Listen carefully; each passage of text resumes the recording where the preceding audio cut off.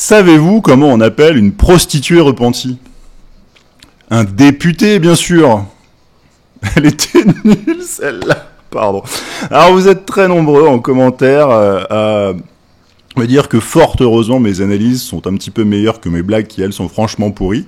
Je vous en remercie et je vous assure, il est absolument pas question que mes blagues soient bonnes, mais simplement de montrer en début de vidéo que on peut traiter des sujets sérieux sans trop se prendre au sérieux.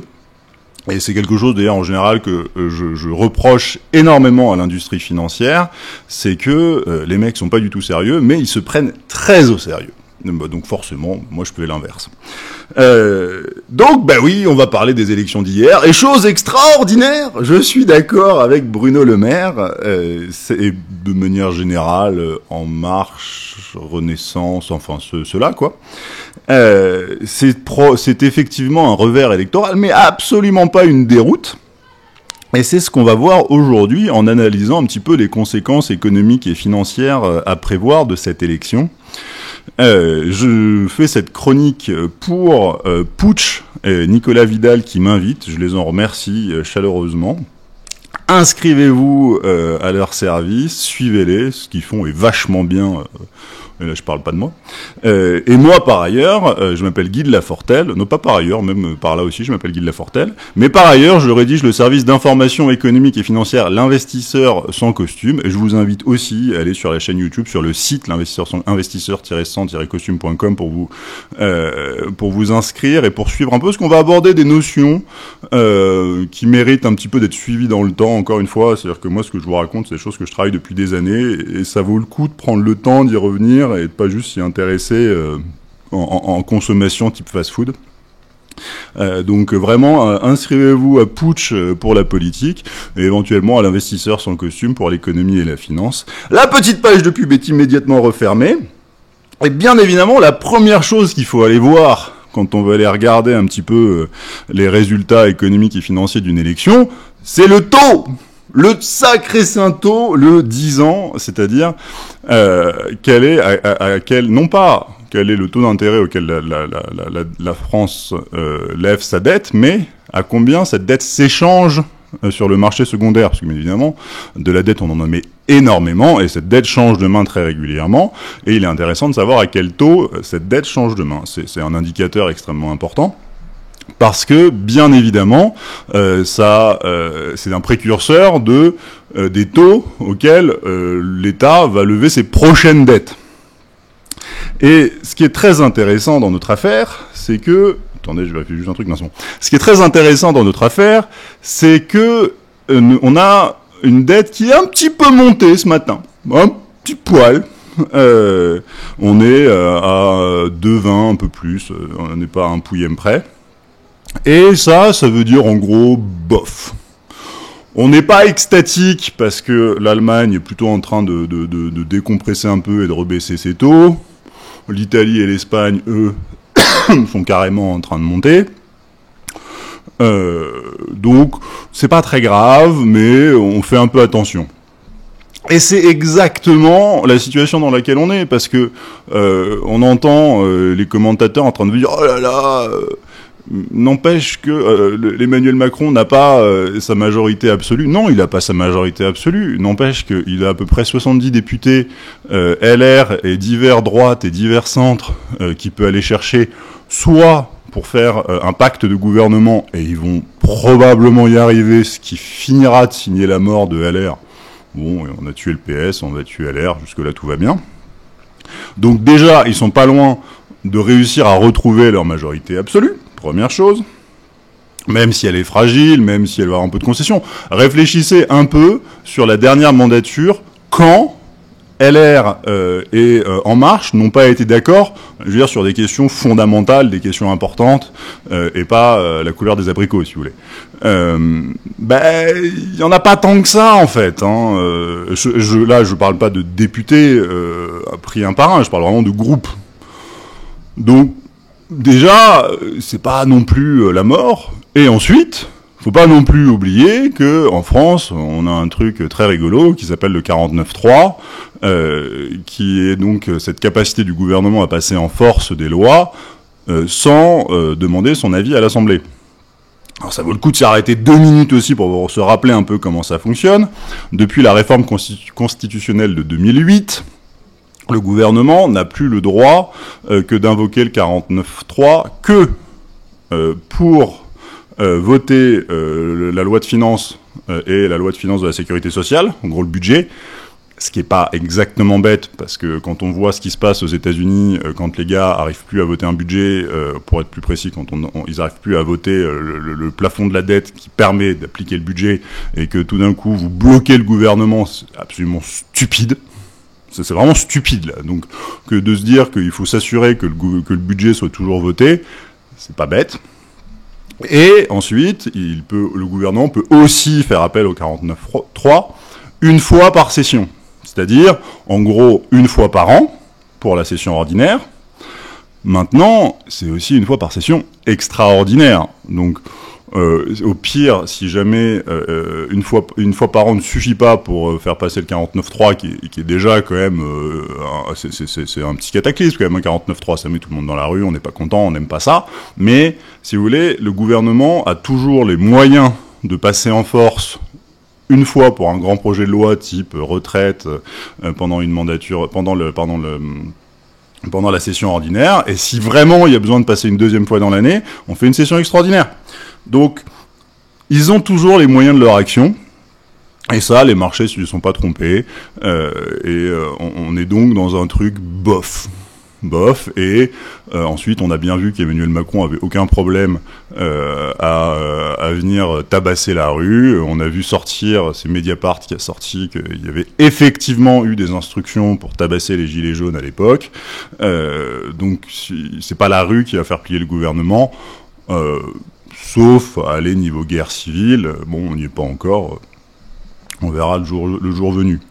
Donc dans l'absolu, oui, il va sûrement y avoir un remaniement pour faire rentrer les gens de LR qui vont s'associer au gouvernement. Mais à part ça, ils vont bosser en fait. Donc on est vraiment en plein là-dedans.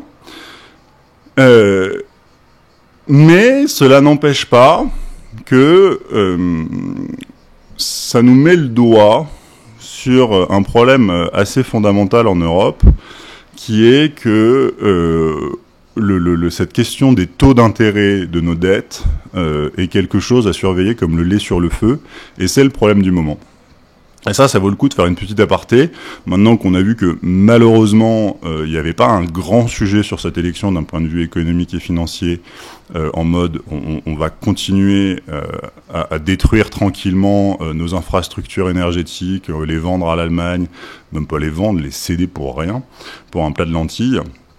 On va continuer à désindustrialiser, on va continuer tout ce qu'ils ont fait depuis 5 ans. Et qu'on soit très clair, ces gens-là ont l'habitude de faire l'inverse de ce qu'ils prétendent. Hein. C'est des manipulateurs nés, et surtout dans la mesure où, pas eux en particulier, mais qu'on a réussi depuis 20 ans à casser les contre-structures, les contre-pouvoirs, que ce soit la presse, que ce soit les syndicats, que ce soit même les oppositions. Ils font un peu ce qu'ils veulent. Mais on a ce problème de taux qui apparaît aujourd'hui, pas tant avec la France, qui reste aujourd'hui encore dans son espèce de milieu, mais on a une tension qui est en train d'arriver entre l'Allemagne et l'Italie et l'Espagne. Et là, ça vaut le coup de s'y arrêter 2 minutes, parce qu'au-delà de la France, il y a la politique européenne, qui est importante, qui est en jeu. Et on a aujourd'hui des taux d'intérêt qui sont en train de diverger entre l'Allemagne et l'Italie et l'Espagne. Qu'est-ce que ça veut dire ça? C'est le grand truc habituel, c'est que les investisseurs estiment qu'il n'y a pas d'unité, il n'y a pas au sein de la zone euro, et qu'il y a bien un euro allemand, il y a un euro italien, un euro espagnol, et que ça n'a pas la même valeur, et que l'euro allemand sur lequel on investit, quand on investit dans de la dette allemande, c'est de la pseudo-monnaie, investir dans la dette allemande, n'a pas du tout la même valeur que la dette italienne ou la dette espagnole. Alors bien sûr, quand vous avez des écarts qui sont fixes, c'est-à-dire que vous pouvez avoir un écart de 2 points, qui est à peu près ce qu'on a habituellement, entre 1 et 2 points, et que ça reste stable, c'est pas grave. Mais dès que ça commence à s'élargir, c'est pas bon. Et là, on est en plein dedans, et l'écart s'est creusé au moment où la BCE a dit « Attention, je vais remonter les taux ».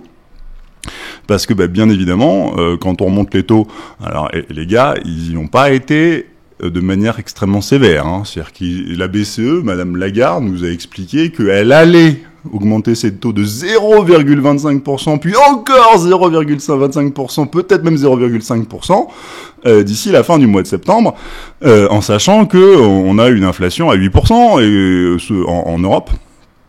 Et que, en gros, si on voulait vraiment s'occuper de l'inflation, il faudrait plutôt augmenter les taux quelque part. Je vais prendre une fourchette très très large, mais minimum syndical 3%, et plutôt 7, voire 10% si on voulait être sérieux sur la question. Bien sûr, si on faisait ça, tout s'effondrerait, tout s'arrêterait tout de suite, et puis ce serait une très grosse pagaille.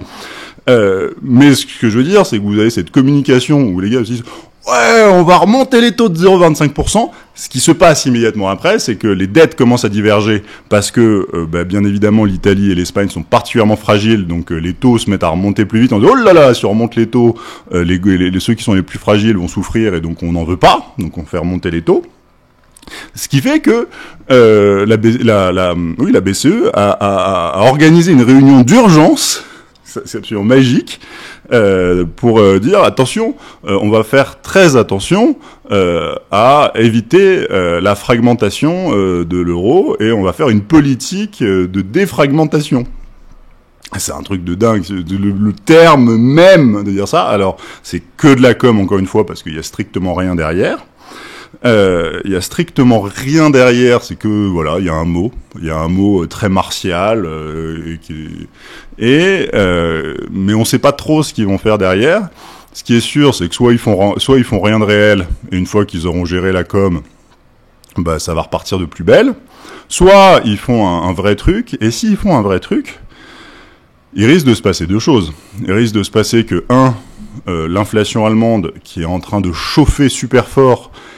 Et les Allemands ont encore une mémoire, même si elle commence à devenir un peu archaïque, d'un épisode d'hyperinflation à Weimar en 1922-1923, qui est qu'ils aiment pas l'inflation. Ils aiment pas ça du tout.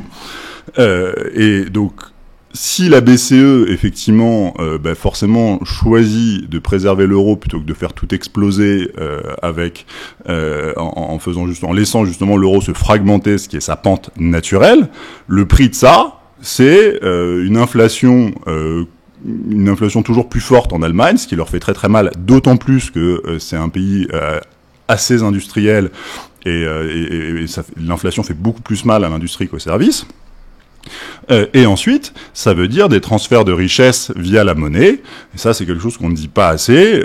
On n'aime pas du tout le fait de vivre dans une Europe allemande qui nous traîne comme un boulet et dont on paye les prix. Le revers de ça, il faut pas oublier qu'aujourd'hui, un retraité allemand est plus pauvre qu'un retraité français.